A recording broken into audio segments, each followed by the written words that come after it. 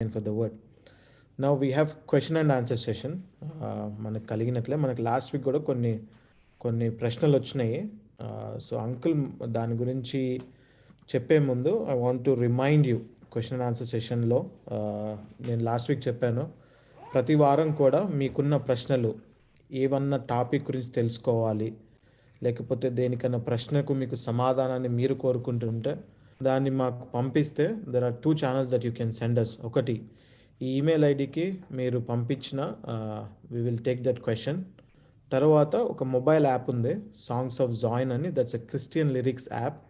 అక్కడ కూడా you can send. ఒకటి కొత్త అప్డేట్ ఏంటి అంటే యాప్లో ఇక్కడ సెషన్స్ అని ఒకటి పెట్టాము. ఈ సెషన్లోకి వెళ్తే ఇక్కడ నెక్స్ట్ వీక్కి ఏదన్నా అప్డేట్స్ ఉన్నా ఆ మీటింగ్ ఇన్ఫో అంతా ఇక్కడ పెడుతున్నాము. తర్వాత ఇక్కడ మీ ప్రశ్న ఏమైతే ఉంటుందో you can send us your question from here. ఆ తర్వాత ఏదైనా లైవ్ స్ట్రీమ్ ఉంటే మనకి ఇక్కడ లైవ్ స్ట్రీమ్ అనేది ఇక్కడ కనిపిస్తుంది. So everything related to practical sessions ఈ యాప్లో నుంచి మీరు చూసుకోవచ్చు. And send us your question, and God willing మనకి సమయానుసారంగా దానికి ఆన్సర్స్ ఇవ్వడానికి అంకుల్ వాళ్ళు ప్రార్థనాపూర్వకంగా ప్రయత్నిస్తారు. And I'll hand over to Martin uncle. These are the questions that we have.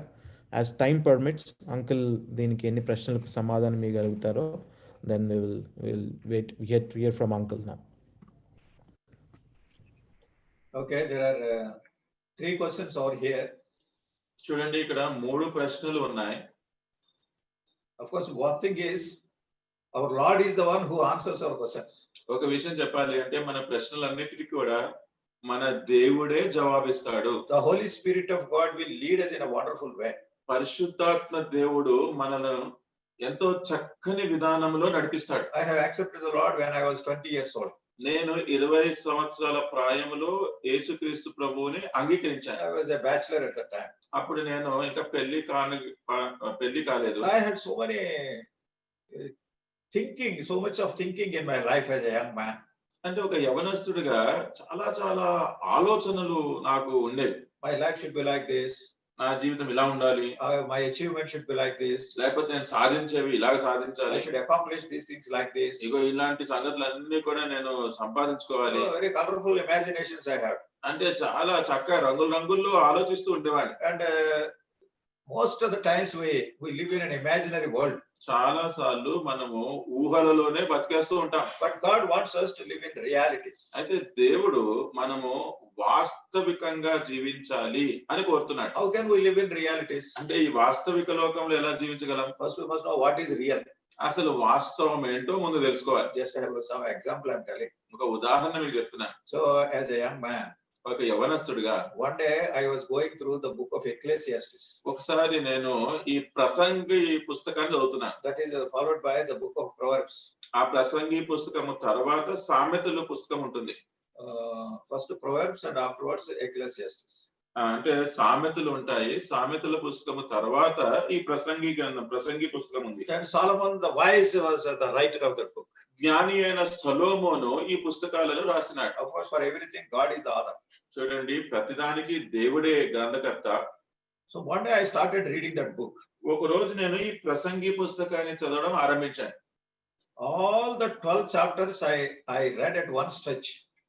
దాంట్లో ఉన్న 12 అధ్యాయాలన్నీ కూడా నేను కూర్చొని ఏకధాటిగా చదివేశాను. Not fast reading. అంటే త్వరగా చదవడం కాదు, very slowly. మెల్లగా నిదానంగా చదివాను. Throughout the day I spent on that. అంటే ఆ రోజంతా కూడా నేను ఆ చదవడంలోనే గడిపేశాను. Alone in my room. నా గదిలో నేను ఒంటరిగా ఉండి I knelt down before God. దేవుని ఎదుట మోకరించాను. And all the 12 chapters I read by kneeling down. ఆ ప్రసంగి పుస్తకములో ఉన్న 12 అధ్యాయాలన్నీ కూడా నా మోకాళ్ళ మీదే నేను చదివాను. And with a prayer, Lord, you teach me these things. అంటే మనసులో ఒక ప్రార్థన, ప్రభువా ఈ విషయాలు నాకు బోధించవా, నేర్పించవా అని ప్రార్థన చేసుకుంటూ చదువుతాను. And most of my questions in my life have been answered. నా జీవితంలో నేను కలిగి ఉండిన ప్రశ్నలన్నీ కూడా ఆ 12 అధ్యాయాలు చదివేసరికి జవాబులు దొరికేసాయి. And thereafter also, దాని తర్వాత కూడా when we go through the word of God, మనము దేవుని వాక్యాన్ని చదువుతున్నప్పుడు our questions will be answered. మన ప్రశ్నలకు జవాబు దొరుకుతుంది. One thing is God is sovereign. ఒక విషయం అండి, దేవుడు సార్వభౌముడు. He is the creator. ఆయన సృష్టికర్త. He created you with a purpose. అంటే మిమ్మల్ని కూడా ఒక ఉద్దేశముతోటే And సృష్టించినాడు. he created me with a purpose. నన్ను కూడా ఒక ఉద్దేశంతో సృష్టించినాడు. And he will make his will known unto you and to me in different situations. అంటే పరిపరి సంఘటన ద్వారా సందర్భాలలో తన చిత్తాన్ని మీకు గాని నాకు గాని ఆయన బయలుపరుస్తాడు. And anyway, just one experience I told you how I read the word of God and God started answering all my questions. దేవుని వాక్యాన్ని నేను ఎలాగ చదవడం ఆరంభించానో, నా ప్రశ్నలకు దేవుడు ఎలాగ జవాబిచ్చాడో, నాలో జీవితంలోని ఒక అనుభవం మీతోటి పంచుకున్నాను. Of course, these are specific questions over here. అయితే ఇక్కడ ఉన్నవేమో చాలా సూటిగా కొన్ని ప్రశ్నలు. Some of our dear ones have those questions. అంటే మనలోనే కొంతమంది ప్రియమైన సహోదరులు ఈ సహోదరులు ఈ ప్రశ్నలు కలిగి ఉన్నారు. And some among you may better answer these questions also. మీలో ఉన్న కొంతమంది వీటికి చక్కని జవాబు కూడా చెప్పగలుగుతారు. This is interactive, and we will see how best we can think of these questions and answers. చూడండి, ఇవంతా ఏదో నాకే తెలుసని కాదు, మీకు కూడా తెలిసి ఉండవచ్చు. అయినప్పటికీ దేవుడు వీటికి జవాబు చెప్పే విషయంలో ఎలాగ సహాయపడతాడో And చూద్దాం. question number 1 over there, ఇక్కడ ఉన్న మొదటి ప్రశ్న, how can I find the right church? నేను సరైన మందిరము, సహవాసము, చర్చిని ఎలా కనుగొనగలను? How can I find the right church? నేను సరి అయిన మందిరము, సహవాసం, సంఘమును ఎలా కనుగొనగలను? Of course, one thing we want to tell you that church is only one, that is universal. ఒక్క విషయము నేను మీతో చెప్పాలి. ఏంటి అంటే, ఈ సంఘము అనేది అదంతా సార్వత్రిక సంఘము, అంటే అది ఒకటే. And the Lord Jesus Christ is the head of the church. ఈ సార్వత్రికమైన సంఘానికి యేసుక్రీస్తు ప్రభువారే ఆయన శిరస్సు. And for the convenience, we have our local churches or assemblies or fellowships or gatherings for our convenience. అంటే మనకి చాలా సులువుగా ఉండడానికి, మనకి కొంచెం సరిపడేగా ఉండడానికి మన ప్రాంతములో మన సహవాసము, మన సంఘము, చర్చ్ అని ఒకటి ఏర్పాటు Like చేసుకుంటాం. that, all born again people or Christians, they start gathering. అలాగే తిరిగి జన్మించిన వారేమి, క్రైస్తవులు ఏమి, వీళ్ళందరూ కూడా ఇలాగా సమావేశం అవుతూ But ఉంటారు. one thing, wherever we are, we should always be mindful of the fact that we are a part of this universal church. మనం ఎక్కడ ఉన్నా సరే ఒక విషయము మనము గమనం కలిగి ఉండాల్సింది ఏంటి అంటే, ఈ సార్వత్రిక సంఘములో ఇక్కడ చేరుకుంటున్న మనము ఒక అంగము, ఒక భాగముగా ఉన్నాము. And definitely we get confused because there are so many churches around us. ఖచ్చితంగా మన చుట్టూ అనేకమైన మందిరాలు ఉంటాయి కాబట్టి మనకి ఈ కలవరం కలుగుతూ ఉంటుంది. And where to go? ఎక్కడికి వెళ్ళాలి, Which is the right one? అంటే ఏది సరైనది? And number one, we should have a prayerful approach. చూడండి, మొదటిగా చెప్పాలి అంటే దీని గురించి ఆలోచించేటప్పుడే మనం ఎంతో ప్రార్థనా గమనం కలిగి ఉండాలి. Lord, this is my situation. There are many churches around me. ప్రభా, నా పరిస్థితి చూడండి, నా చుట్టూరు అనేకమైన మందిరాలు ఉన్నాయి. I do not know where to go. ఎక్కడికి వెళ్ళాలో నాకు తెలియదు. But you may kindly guide me to the right church. అయితే ప్రభువా, సరైన మందిరానికి నీవే నన్ను నడిపించు. A church that can feed me with a spiritual nourishment.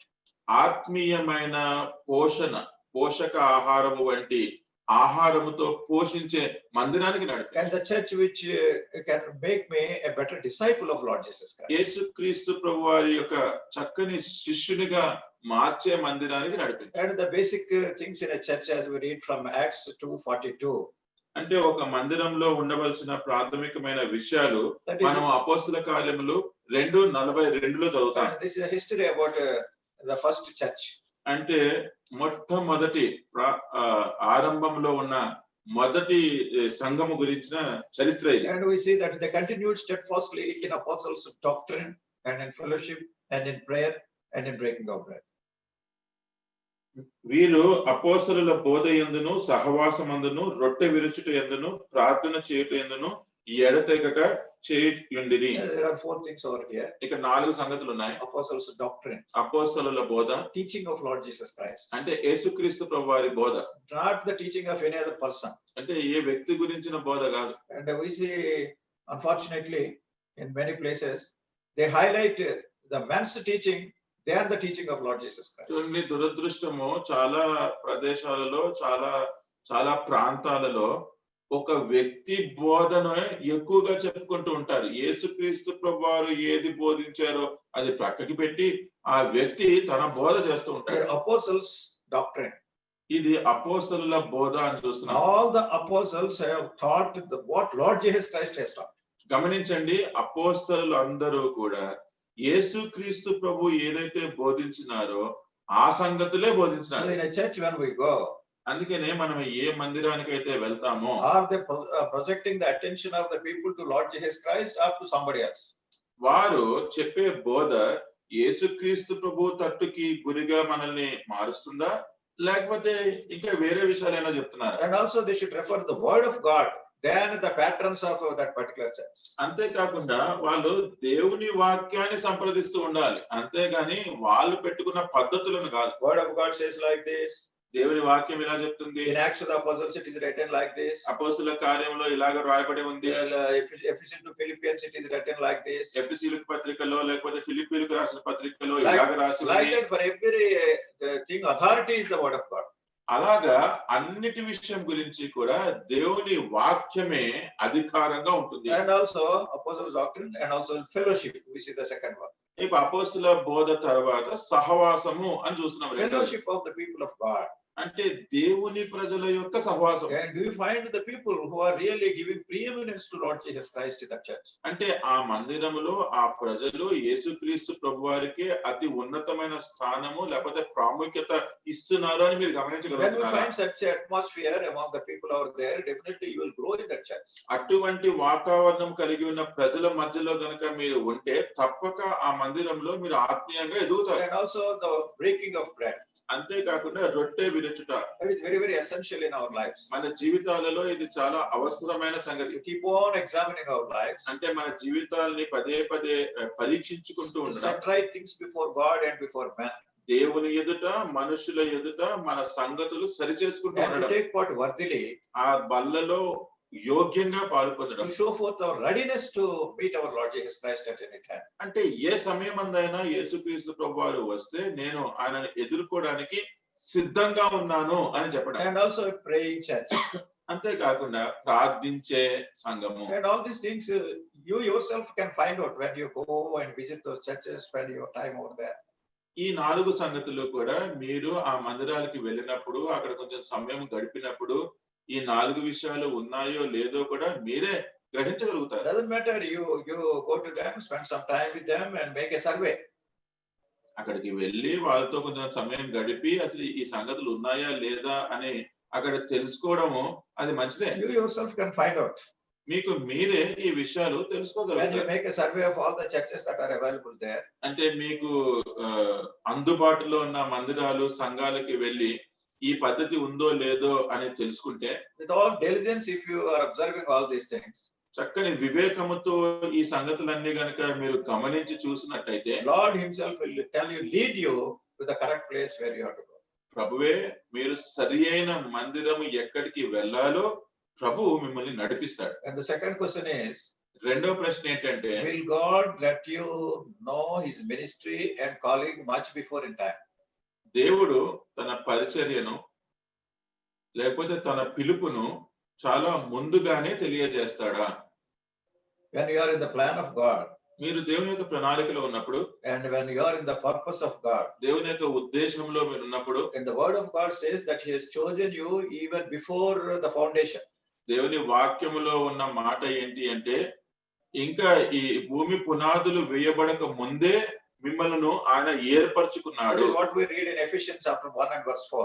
ఎఫెసీయులకు రాసిన పత్రిక 1వ అధ్యాయం 4వ వచనంలో ఈ మాట చూస్తాం. He had chosen us in him before the foundation of the world. భూమి పునాదులు వేయబడక ముందే ఆయన మనలను ఏర్పరచుకున్నాడు. This thought is really wonderful. ఈ ఆలోచన ఎంతో అద్భుతమైనది. When you are in the plan and purpose of God, దేవుని యొక్క ప్రణాళికలో ఆయన ఉద్దేశంలో మీరు ఉన్నప్పుడు you should always be conscious of the realities that we have been chosen by the Lord before the foundation of the world. అంటే మనం ఎప్పుడు కూడా ఎటువంటి గమనంలో ఉండాలి అంటే, ఈ భూమి పునాదులు జగత్తు పునాది వేయబడక మునిపే క్రీస్తులో మనలను ఆయన ఏర్పాటు చేసుకున్నాడు అన్న గమనంలో He ఉండాలి. has chosen us ఆయన ఏర్పాటు with చేసుకున్నాడు a specific purpose. ఒక ఒక ముఖ్య ఉద్దేశంతో. And the same thought we will also find in the book of Jeremiah, ఇదే విషయాన్ని మనము ఇర్మియా గ్రంథంలో కూడా చూస్తాం. 1st chapter, మొదటి అధ్యాయం 5th verse. 5వ వచనం. And the Lord says to Jeremiah, before thou camest forth out of the womb, I sanctified thee, and I ordained thee a prophet unto the nations. యెహోవా వాక్కు నాకు ప్రత్యక్షమై ఇలాగ సెలవిచ్చెను, గర్భములో నేను నిన్ను రూపింపక మునిపే నిన్నెరిగి తిని, నీవు గర్భము నుండి బయలుపడక మునిపే నేను నిన్ను ప్రతిష్ఠించి తిని. I think this is beyond our comprehension. అసలు మన ఊహకి అందని సంగతి ఇది. How God chooses even before we are formed in our mother's womb. అంటే మనము తల్లి గర్భములో రూపింపబడక ముందే దేవుడు మనల్ని ఎట్లాగా ఏర్పాటు చేసుకుంటాడు అనేది మనకి అర్థం కాని సంగతి. When it comes to action, అయితే ఇది క్రియాపూర్వకంగా వచ్చినప్పుడు it may not be same in the lives of every person. అందరి అంటే ప్రతి ఒక్కరి జీవితంలో కూడా ఇది సమానంగా ఉంటాదని కాదు. Because one thing I have mentioned beforehand, that God is sovereign. ఎందుకంటే మీకు ముందుగానే చెప్పాను, దేవుడు సార్వభౌముడు. It is his prerogative whom to call and at what time. ఏ సమయమందు ఎవరిని ఆయన పిలుచుకోవాలో అది ఆయన చిత్తము, ఆయన ఇష్టం. For example, you think of Samuel. ఉదాహరణకు మీరు సమూయేలు గురించి ఆలోచించండి. He started using him right from his childhood.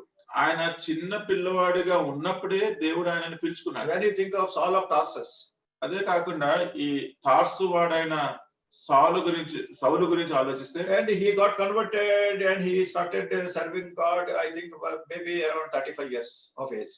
35 సంవత్సరాలు వచ్చిన తర్వాత అప్పుడు ఆయన మారు మనస్సు పొంది దేవుణ్ణి సేవించడం ఆరంభించాడు. But according to the verses we have read, that he was there chosen by God even before the foundation of that. అయితే ఇప్పుడు మనము చదువుకున్న వచనాల ప్రకారం ఏంటి, ఈ ఇరువురు కూడా భూమి పునాదులు వేయబడక ముందే, అంటే దేవుని అంటే తల్లి గర్భంలో రూపింపబడక ముందే వారిని దేవుడు ఏర్పరచుకున్నాడు. And Moses was a great leader.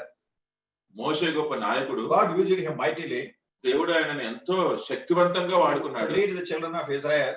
అంటే ఇశ్రాయేలు ప్రజలను నడిపించడానికి. But his action started, I think, at the age of 80 years. అయితే ఈ సేవ చెయ్యడము ఆయన 80 సంవత్సరాల ప్రాయంలో జరిగింది. So with regard to every individual's life, God may choose, God may call in his own time. అందుకనే ప్రతి వ్యక్తి విషయములో దేవుడు తన ఇష్టమైన సమయములో ఆయన ఏర్పాటు చేసుకున్న సమయములో ఆ వ్యక్తులను పిలుచుకుంటాడు. But we should always be sensitive to know that. అయితే ఇది తెలుసుకోవడానికి మనము చాలా జాగ్రత్తగా సున్నితముగా గమనించుకొని ఉండాలి. Lord, do you want me to take up this ministry?